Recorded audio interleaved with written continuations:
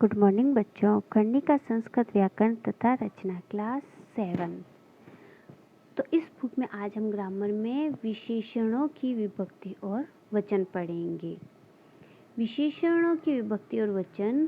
संस्कृत में वाक्य रचना करते हुए विशेषणों की विभक्ति और वचन का विशेष रूप से ध्यान रखना चाहिए। कि विशेषण क्या होता है, जो उसकी विशेषता बताता है। जैसे गीता पढ़ाई में बहुत होशियार है, तो गीता किस में होशियार है? पढ़ाई में। तो ये उसकी विशेषता हुई, तो उसी को ही हम विशेषण कहते हैं। वाक्य रचना करते समय विशेषण की विभक्ति और वचन का विशेष रूप से ध्यान रखना पड़ता है। इस संबंध में निश्चित नियम यह है कि लिंग, विभक्ति और वचन विशेष के होंगे, वही लिंग, विभक्ति और वचन विशेषण के ही होंगे। जैसे यहाँ उदाहरण दिया हुआ है बच्चों, गीता चतुर लड़की है। गीता चतुरा बाला अस्ति।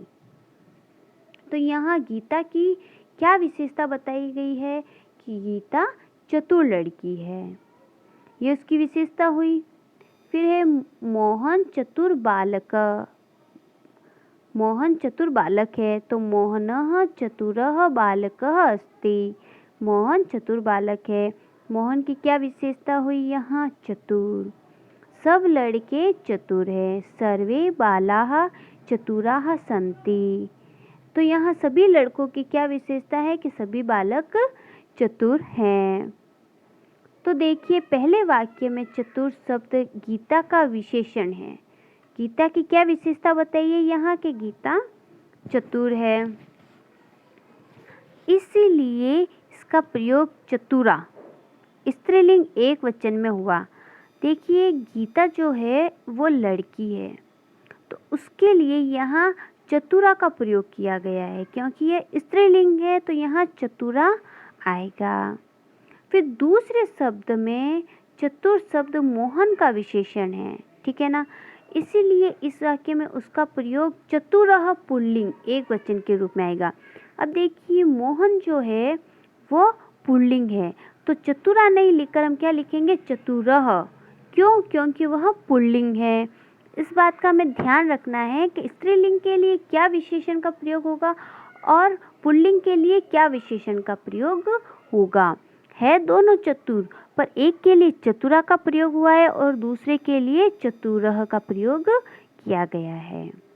तीसरे वाक्य में चतुर शब्द बाला का विशेषण है, इसीलिए उस वाक्य में उसका प्रयोग चतुरः पुल्लिंग बहुवचन के रूप में हुआ है। यहाँ चतुरा के देखिए, पुल्लिंग के लिए यहाँ चतुरः, मोहन जो है वो पुल्लिंग है, तो उसके लिए क्या प्रयोग हुआ? चतुरः। फिर देखिए, बाला, बालक कौन होंगे? लड़के। लड़कियां नहीं होंगी, लड़के होंगे। अब लड़के भी पुल्लिंग होंगे, सामने दिख रहे लड़के भी पुल्लिंग होंगे, तो उसके लिए चतुरः तो हमें लिखना ही है, चतुर लिखना ही है। फिर देखिए, लड़के, सब लड़के यानी खूब सारे लड़के हैं, यहाँ खूब सारे लड़कों की बात हो रही है, इसीलिए बहुवचन का यहाँ प्रयोग हुआ है, चतुरः का प्रयोग हुआ है। गीता चतुर लड़की है, उसके लिए एक वचन का प्रयोग हुआ है, क्योंकि यहाँ पर एक के बारे में बात हो रही है। और मोहन चतुर बालक है, यहाँ पर भी एक के लिए बात हो रही, इसलिए एक वचन का प्रयोग हुआ और पुल्लिंग का प्रयोग हुआ। परंतु सब लड़के चतुर हैं, तो यहाँ पुल्लिंग के साथ बहुवचन का भी प्रयोग हुआ, क्योंकि खूब सारे हैं। फिर है सार्वनामिक विशेषणों तथा सर्वनाम शब्दों का प्रयोग करते हुए भी इस नियमों का विशेष ध्यान रखना चाहिए। तद, एतद, इदम, यत्, किम आदि शब्दों का प्रयोग तीनों लिंगों में होता है, चाहे वो स्त्रीलिंग हो, पुल्लिंग हो या नपुंसक लिंग हो, तीनों लिंगों में इनका प्रयोग होता है। सर्वनाम के लिंग, वचन और विभक्तियों में वे ही होती है जिन शब्दों के स्थान पर वे आते हैं। यहाँ उदाहरण देखिए आप, सब बालक सुंदर हैं, तो यहाँ क्या आएगा? एषः बालकः सुंदरः अस्ति। सब बालक, तो यहाँ पुल्लिंग का प्रयोग हुआ है तो सुंदरः, विसर्ग लग गई पीछे। यह लड़की स्वस्थ है। एषा बालिका स्वस्था अस्ति। पुल्लिंग है लड़की तो उसके पीछे क्या लग गया? स्वस्था, आ की मात्रा लग गई स्वस्था। यह पुस्तक सुंदर है। तत् पुस्तकम सुंदरम अस्ति। तो उसके लिए क्या इसकी विशेषता लग गई? सुंदरम। इस लड़के ने पढ़ा। अयम बालः अपठत्। यह घर सुंदर है। इदम गृहम सुंदरम अस्ति। घर क्या है? नपुंसकलिंग, तो सुंदरम का प्रयोग हुआ। कौन लड़की जाएगी? का बाला गमिष्यति। ठीक है ना। फिर दूसरे नंबर पर आता है एक, द्वि, त्रि और चतुर शब्दों के रूप तीनों लिंगों में अलग अलग बनते हैं। अतः अनुवाद करते हुए इन शब्दों के उसी लिंग के रूपों का प्रयोग होना चाहिए। उस लिंग के विशेष के लिए उनका प्रयोग हुआ है।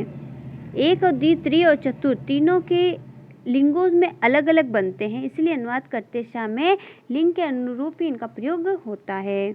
एक लड़का नाचता है तो एकः बालकः नृत्यति।